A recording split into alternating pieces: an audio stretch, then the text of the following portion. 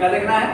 महाद्वीपीय विस्थापन का सिद्धांत। मतलब कि अभी जो हम लोग एशिया महादेश में रहते हैं, इन महादेशों का निर्माण कैसे हुआ है, किस बात से इनका जो है सो आज के टाइम में जो 7 महादेश है आखिर में ये कैसे आए। अभी हाल फिलहाल में आपने सुना होगा एक और महादेश बनने वाला है जिसका नाम जीलैंडिया दिया गया है। इसका निर्माण किस प्रकार से होगा या हुआ, इसके ऊपर चर्चा करेंगे।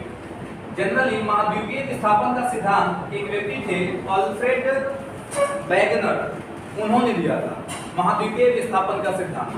ठीक है, कहा जाता है कि पृथ्वी जो थी यह पहले आग का गोला थी और लाखों करोड़ों सालों तक लगातार बारिश होती रही, जिसके कारण जो है इसका आग बुझा, यानी कि वर्तमान टाइम में हमको धरती के रूप में यह मिलता है। अब नॉर्मली एक चीज इमेजिन करके देखिए, मान लेते हैं कि अगर बारिश होना शुरू होगा तो सबसे पहले जमीन का कौन सा सतह भरेगा? गड्ढा वाला। उसके बाद क्या होगा? समतल मैदान।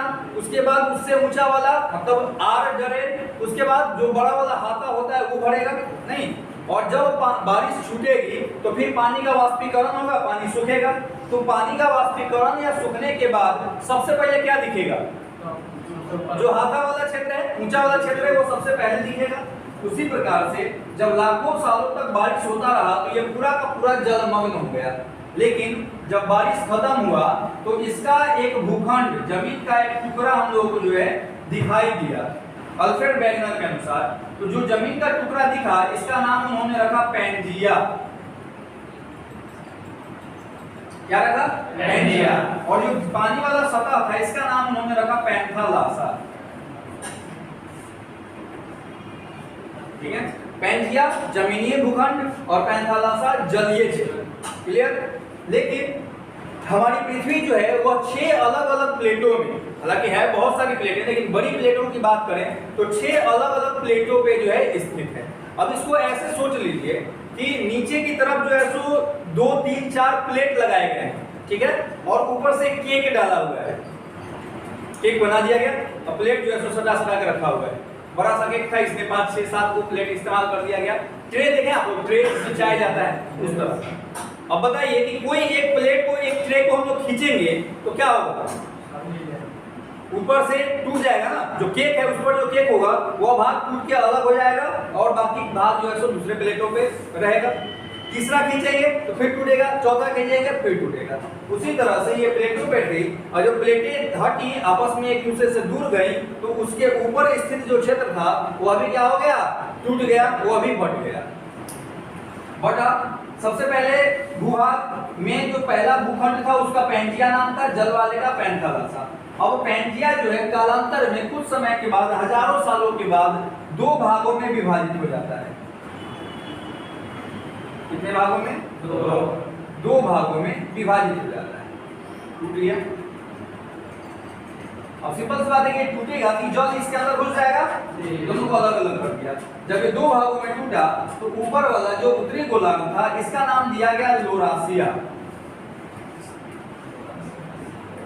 या इसी को हम लोग कहते हैं अंगारा लैंड। ठीक है, और जो नीचे वाला क्षेत्र था इसका नाम रखा गया गोंडवाना लैंड।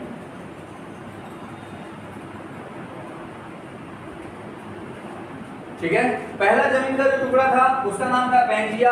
बाद में जब वो पैंजिया 2 भागों में टूटा तो उसका नामकरण किया गया लोरासिया और गोंडवाना लैंड। आपसे बड़ा ही अच्छा सवाल पूछा जाता है कि सबसे प्राचीन भूखंड गोंडवाना लैंड का भाग कौन सा देश है?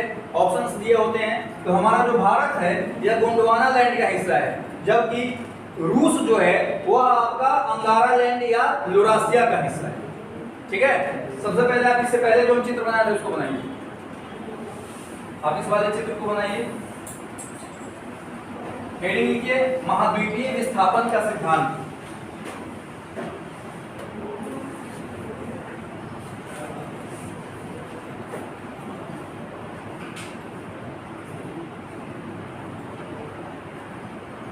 महाद्वीपीय विस्थापन का सिद्धांत। महाद्वीपीय विस्थापन का सिद्धांत।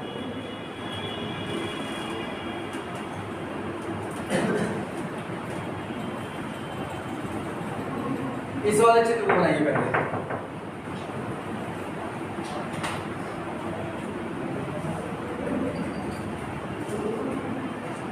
इसको बनाना है, इसको नहीं। केवल इसको बनाना है, कुछ लिखाएंगे उसके बाद लिख लो।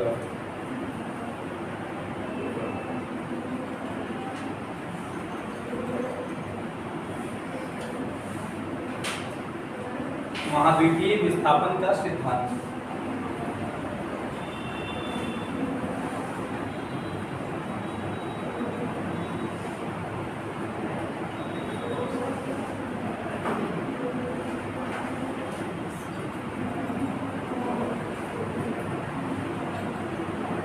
पॉइंट लिखिए। पैंजिया, पैंथालासा नाम है पानी वाले बात का।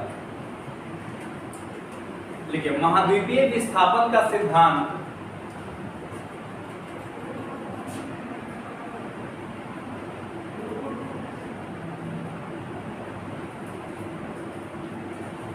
महाद्वीपीय विस्थापन का सिद्धांत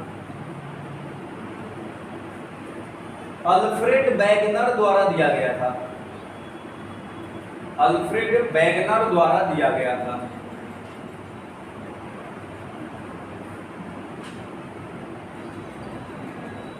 अल्फ्रेड वेगनर द्वारा दिया गया था।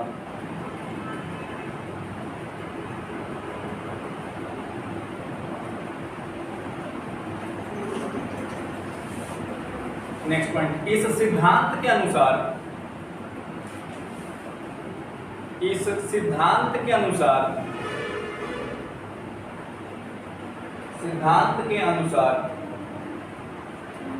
सबसे पहले स्थलीय भूखंड का नाम सबसे पहले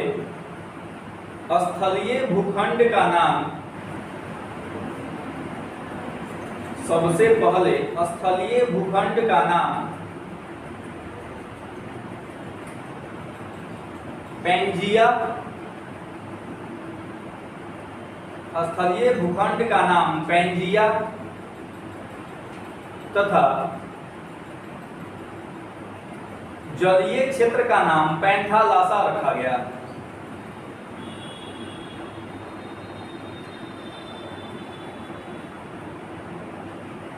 तथा जलीय क्षेत्र का नाम पैंथालासा रखा गया।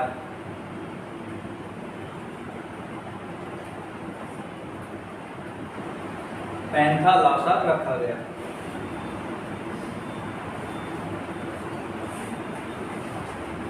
नेक्स्ट पॉइंट, कालांतर में माने बाद में, कालांतर में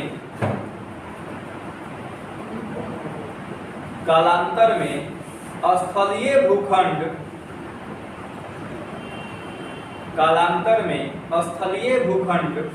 पैंजिया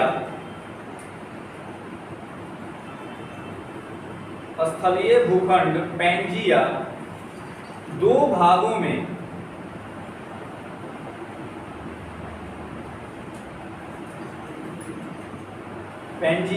भागों में विभाजित हो गया। ए बी करके लिख लीजिएगा। ए नंबर में लोरासिया या अंगारालैंड,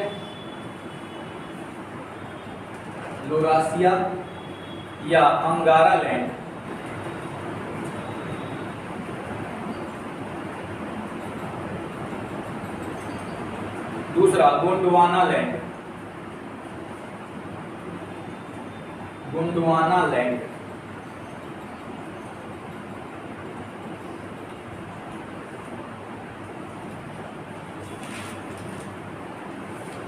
ठीक है। ध्यान क्या रखना है कि जो पैंजिया था इसके उत्तरी भाग को हम लोग लोरासिया या अंगारालैंड कहें और दक्षिणी भाग को क्या कहें, गोंडवाना लैंड कहें। नेक्स्ट पॉइंट, कालांतर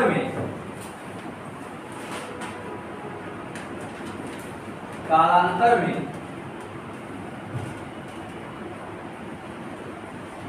लोरासिया और गोंडवाना लैंड मिलकर भी लोरासिया और गोंडवाना लैंड टूटकर 7 भागों में विभाजित हो गए। लोरासिया और गोंडवाना लैंड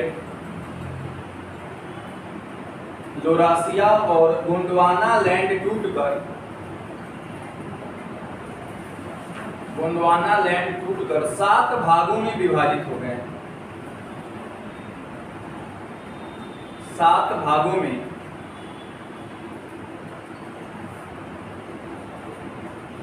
विभाजित हो गए।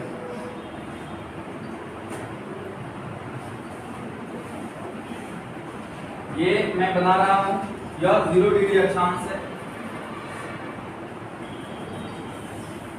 अक्षांश और देशांतर तो आपको समझ में आ ही रहा होगा, पिछला क्लास इससे रिलेटेड था। तो ये जो 0 डिग्री अक्षांश है, इसमें इसके पास एक महादेश था, इसका नाम था क्या? अफ्रीका महादेश।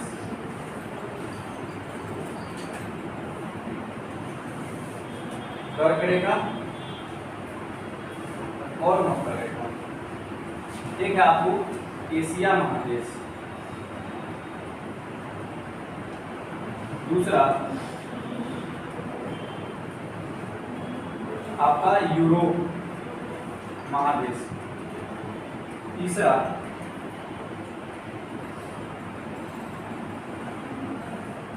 आपको जो है कौन सा? उत्तरी अमेरिका, दक्षिणी अमेरिका, ऑस्ट्रेलिया और अंटार्कटिका। एशिया, यूरोप, उत्तरी अमेरिका, दक्षिणी अमेरिका, अंटार्कटिका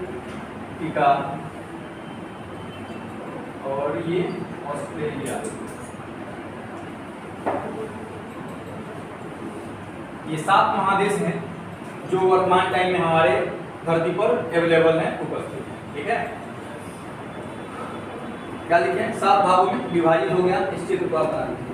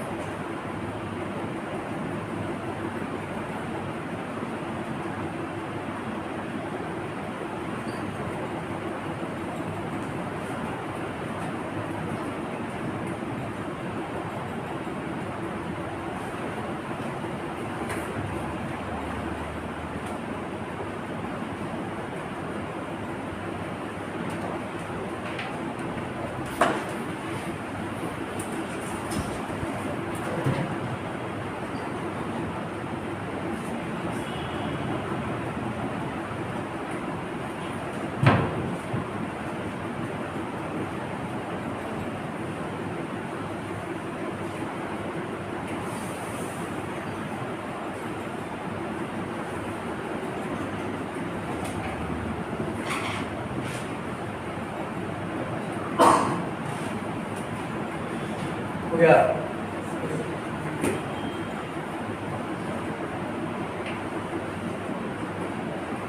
थोड़ा सा डार्क कर दे रहा हूँ, तो समझाना है इसको। ठीक है।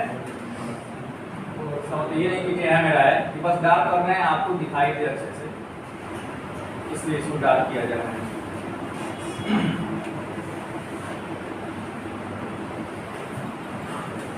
ध्यान से समझिए। सामान्य तौर पे ये जो 0 डिग्री अक्षांश है, जिसको हम लोग विषुवत रेखा या भूमध्य रेखा इंग्लिश में इक्वेटर कहते हैं, यह धरती को 2 बराबर भागों उत्तरी गोलार्ध और दक्षिणी गोलार्ध में क्या करता है, विभाजित कर देता है। ठीक है। सामान्य तौर पे भारत जो है वह उत्तरी गोलार्ध एशिया में स्थित है, और हमने आपको लिखा पीछे समझाया था कि भारत जो है वो गोंडवाना लैंड का हिस्सा है। तो शुरुआत में तो गोंडवाना लैंड यही था ना, जब आपका पैंजिया टूटा था 2 भागों में, तो गोंडवाना लैंड दक्षिणी गोलार्ध था, तो फिर भारत दक्षिणी गोलार्ध वाला हिस्सा कैसे हो गया? तो ध्यान रखिएगा, भारत जो है बेसिकली आपको अफ्रीका से टूट करके बना हुआ है। जब अफ्रीका से एशियन प्लेट, इंडियन प्लेट टूट करके और यूरोपियन प्लेट की तरफ मूव करी थी, तो उस दौरान जो निर्माण हुआ था वह आपको भारत का निर्माण हुआ था। ठीक है। प्रायद्वीपीय पठारीय भाग जब हम आपको एशिया पढ़ाएंगे वहां पर उसको चर्चा करेंगे, बट ध्यान रखना है कि भारत जो है वह गोंडवाना लैंड नामक प्राचीन भूखंड का टुकड़ा है। उसमें से भी भारत तो बहुत बड़ा है, बहुत सारे स्टेट्स हैं। तो जो दक्षिणी भारत के राज्य हैं, बेसिकली वहां की जो मिट्टी पाई जाती है, वहां के जो चट्टान पाए जाते हैं, वो आपको किसके हिस्से हैं? गोंडवाना लैंड के हिस्से हैं। जबकि लोरासिया का हिस्सा कौन सा देश है? रूस है। लिखिए एक पॉइंट,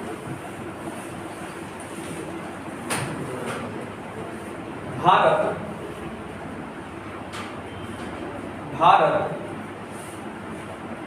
मूल रूप से प्राचीन भूखंड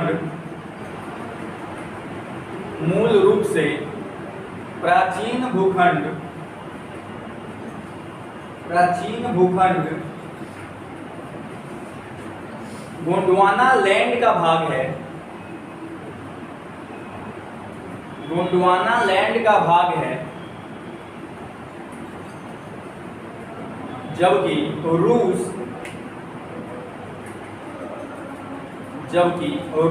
अंगारा लैंड का भाग है।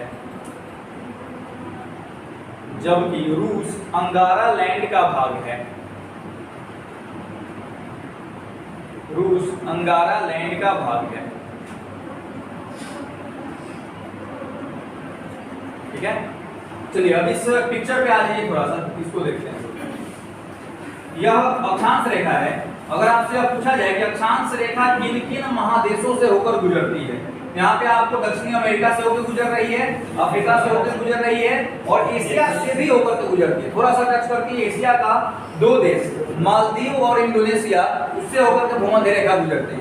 भाई गुजर गई ना, वो देश से गुजरी, इससे कोई फर्क नहीं पड़ता है, लेकिन गुजरी, ये बात ध्यान रखना है। तो 3 महादेश दक्षिणी अमेरिका, अफ्रीका और एशिया हैं, जिससे होकर के 0 डिग्री अक्षांश रेखा गुजर रही है।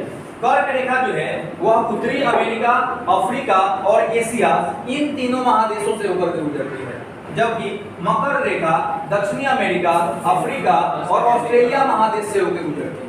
मतलब कि कर्क रेखा अक्षांश 0 डिग्री अक्षांश यानी भूमध्य रेखा और मकर रेखा, ये तीनों रेखाएं एकमात्र महादेश है अफ्रीका, जिससे होकर के गुजर रही है। ठीक है। अगर हम उत्तरी गोलार्ध की बात करें, तो उत्तरी गोलार्ध में 3 महादेश हैं, उत्तरी अमेरिका, यूरोप और एशिया। जबकि दक्षिणी गोलार्ध में 2 महादेश हैं, अंटार्कटिका और ऑस्ट्रेलिया।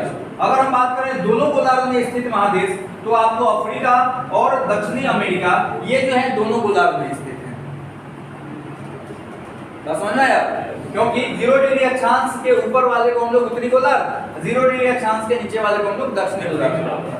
अगर क्षेत्रफल की दृष्टि से देखा जाए तो एशिया सबसे बड़ा महादेश है, दूसरे नंबर पर अफ्रीका आता है, तीसरे नंबर पर उत्तरी अमेरिका, चौथे नंबर पर दक्षिणी अमेरिका, 5वें नंबर पर अंटार्कटिका, 6ठे नंबर पर यूरोप और 7वें नंबर पर ऑस्ट्रेलिया आता है।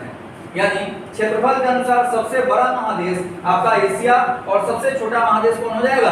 ऑस्ट्रेलिया हो जाएगा। ठीक है। पॉइंट लिखे मैं इस बात छिपा दूं। उत्तरी गोलार्ध में 3 महादेश, उत्तरी गोलार्ध में 3 महादेश तीन महादेश एशिया, एशिया, उत्तरी अमेरिका तथा यूरोप। तीन महादेश एशिया, उत्तरी अमेरिका तथा यूरोप स्थित है।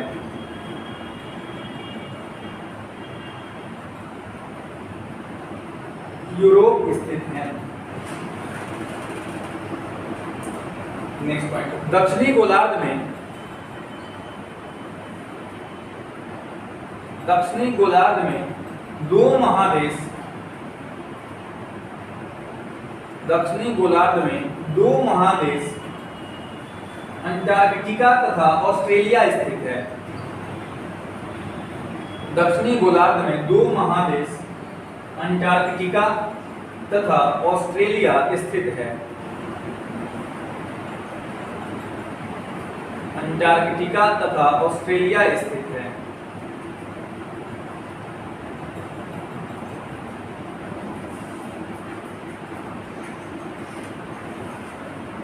नेक्स्ट पॉइंट, दक्षिणी अमेरिका, अगले पॉइंट, दक्षिणी अमेरिका तथा अफ्रीका, दक्षिणी अमेरिका तथा अफ्रीका दोनों महादेश में स्थित है। दक्षिणी अमेरिका तथा अफ्रीका दोनों महादेश में स्थित है।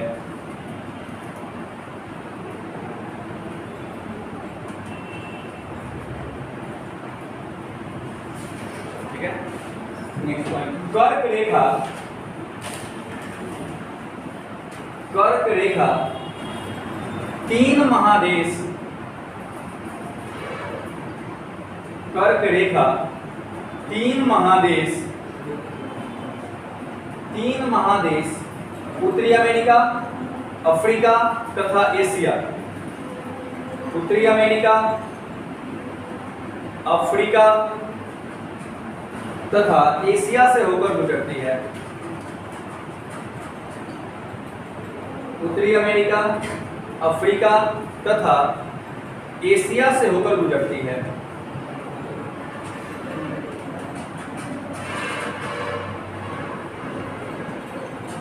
ठीक है, नेक्स्ट पॉइंट, भूमध्य रेखा,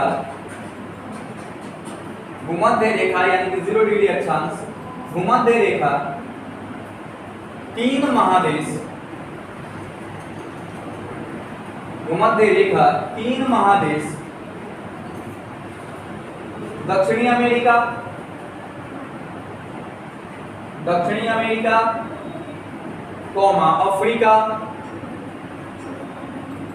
अफ्रीका तथा एशिया से होकर गुजरती है, तथा एशिया से होकर गुजरती है।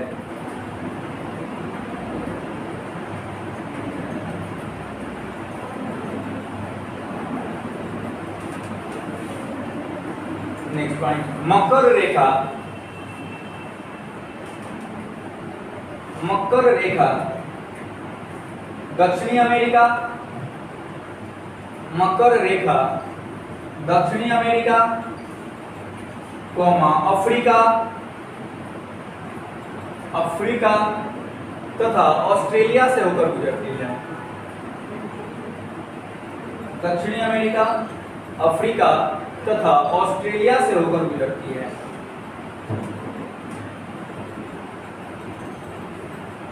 ऑस्ट्रेलिया से होकर गुजरती है। नेक्स्ट पॉइंट, तीनों महत्वपूर्ण रेखाएं, तीनों महत्वपूर्ण रेखाएं, महत्वपूर्ण रेखाएं क्या क्या नाम है? कर्क रेखा, कर्क रेखा, कौमा भूमध्य रेखा, भूमध्य रेखा तथा मकर रेखा, भूमध्य रेखा तथा मकर रेखा एकमात्र महादेश, एकमात्र महादेश अफ्रीका से होकर गुजरती है। एकमात्र महादेश अफ्रीका से होकर गुजरती है। अफ्रीका से होकर गुजरती है। ठीक है।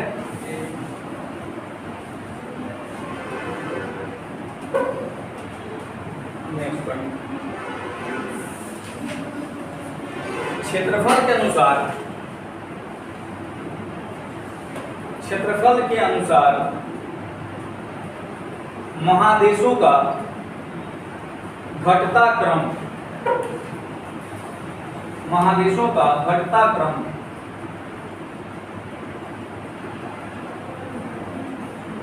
एशिया उससे छोटा,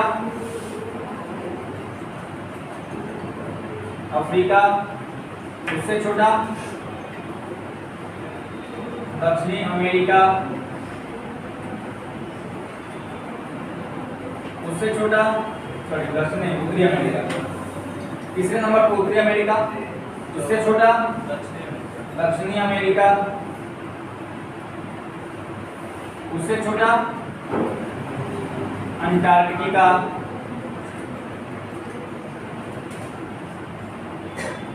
उससे छोटा, यूरोप और सबसे छोटा ऑस्ट्रेलिया।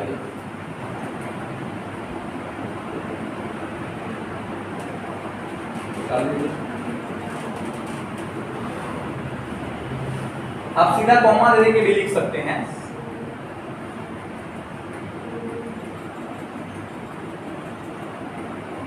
देखिए इस तरह से अगर आपके कॉपी में घूम जाता हो तो जो पहले लिखे उसके तरफ खुला हुआ मुंह और जो बाद में लिखे उसके तरफ बंद मुंह करके ना चल जाइए। जो पहले लिखे उसके तरफ मुंह खुला रहेगा, जो पहले है मुंह खुला रहेगा, पहले है मुंह खुला रहेगा, पहले है मुंह खुला रहेगा।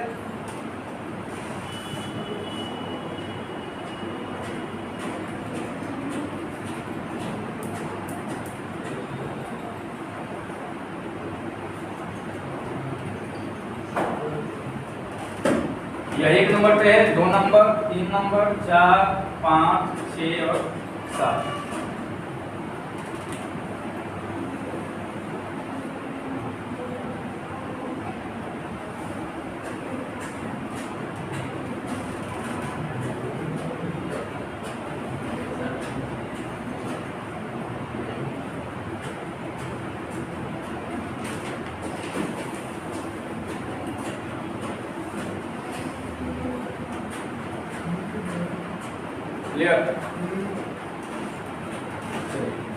अगला हेडिंग लिखिएगा, हेडिंग क्या है पॉइंट लिखिए।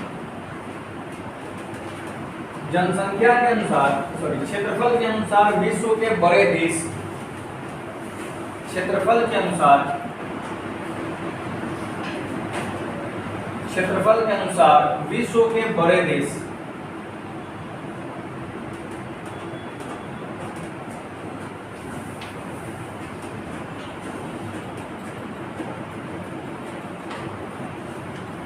क्षेत्रफल के अनुसार विश्व के बड़े देश। ठीक है, आपका रूप चीन, अब आप भारत, जितने शब्द है सबको आप जोड़िएगा, एक एक जो है सो देश का नाम निकल के सामने आएगा। रूस है, रूस, रूस किस महादेश में पड़ता है? इसमें जगह छोड़िएगा इधर की तरफ, हम जो है सो बाद में लिखवाएंगे, पहले समझा देंगे उसके बाद। क से कनाडा, चीन से तो चीन ही होगा। ओ से अमेरिका, ब से ब्राजील, आ से ऑस्ट्रेलिया और भारत से भारत ही हो जाएगा। यानी भारत क्षेत्रफल के अनुसार 7वां सबसे बड़ा देश है।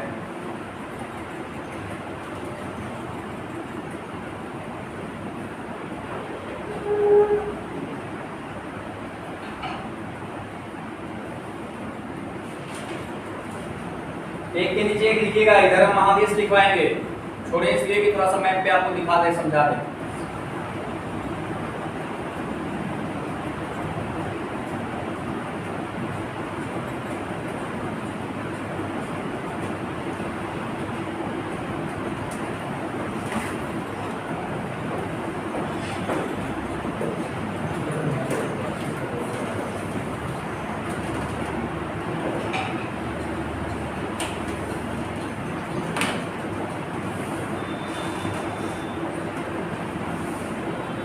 देख लिए? चलिए यहाँ ध्यान दीजिए, पहले से लग रहा हुआ है ये वर्ल्ड मैप है, ठीक है। आप लोग भी चूंकि ज्योग्राफी पढ़ रहे हैं तो कम से कम एक वर्ल्ड मैप जरूर कर दीजिएगा। वर्ल्ड मैप में राजनीतिक मैप कर दीजिएगा, राजनीतिक वर्ल्ड मैप कर दीजिएगा, ठीक है। कुछ इसी तरह का आएगा आपका। ये जो पीला वाला आपको दिख रहा है यही रूस है, क्षेत्रफल में सबसे बड़ा देश। आप देखें इसको, सामान्य तौर पे रूस 2 महादेशों में स्थित है।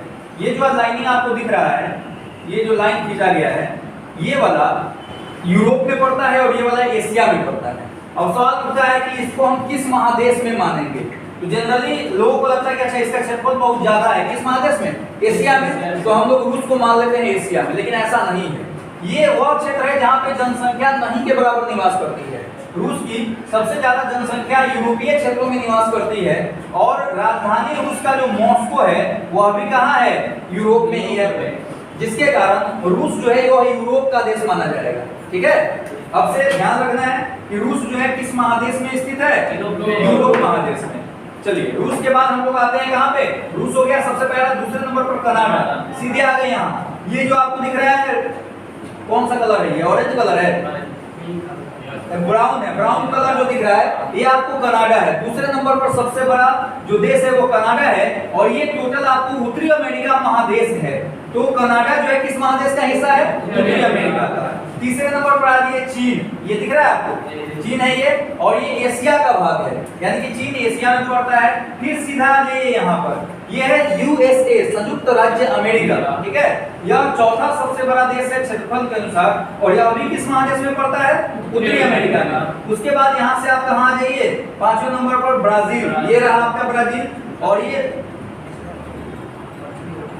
ये जो है दक्षिणी अमेरिका का सबसे बड़ा देश है, ठीक है, ब्राजील 5वें नंबर पर। छठा यहाँ पे ऑस्ट्रेलिया है और 7वां जो है आ जाइए आप यहाँ पे भारत, ठीक है। भारत एशिया में पड़ता है। ऑस्ट्रेलिया एकमात्र ऐसा देश है जो एक महादेश भी है, ठीक है। तो ऑस्ट्रेलिया महादेश में पड़ गया है, समझ में? रूस आपका हो जाएगा कौन सा महादेश? यूरोप। कनाडा हो जाएगा उत्तरी अमेरिका। चीन हो जाएगा एशिया। अमेरिका हो जाएगा यानी कि यूएसए, ये हो जाएगा आपका उत्तरी अमेरिका। ब्राजील दक्षिणी अमेरिका। ऑस्ट्रेलिया महादेश और भारत आपका हो जाएगा एशिया महादेश।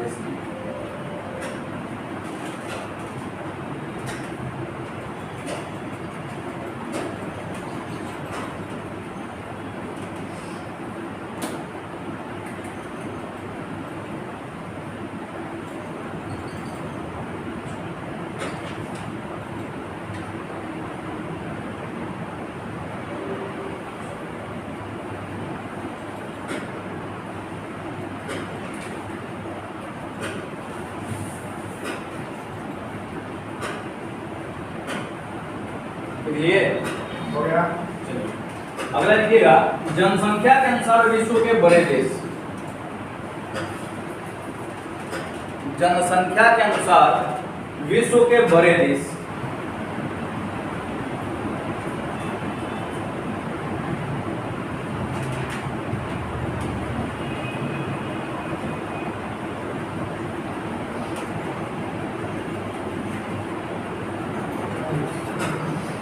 ठीक है आपका CIA और IB पाकिस्तान में। CIA अमेरिका की खुफिया विभाग है, खुफिया एजेंसी है, और IB भारत की।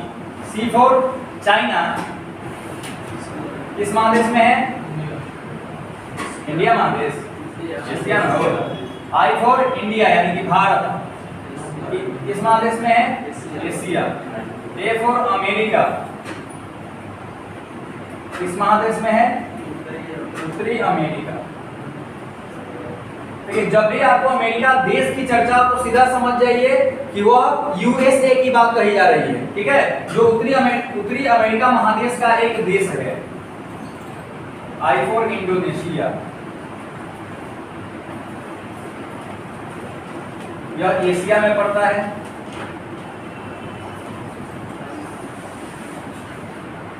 बी फॉर ब्राजील, दक्षिणी अमेरिका में, और पाकिस्तान से पाकिस्तान, यह भी पड़ता है आपको एशिया।